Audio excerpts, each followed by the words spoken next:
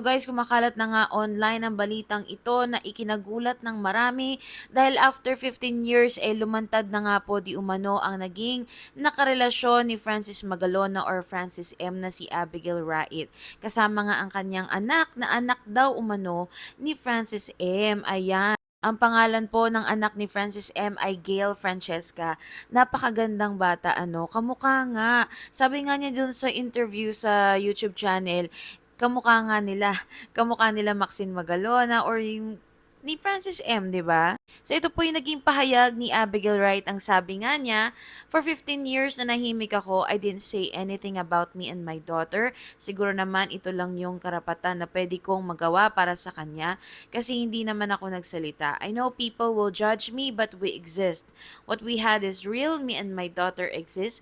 Mahal niya kami and that's a fact." Mamaya ipa-play natin yung ilang segundo dun sa clip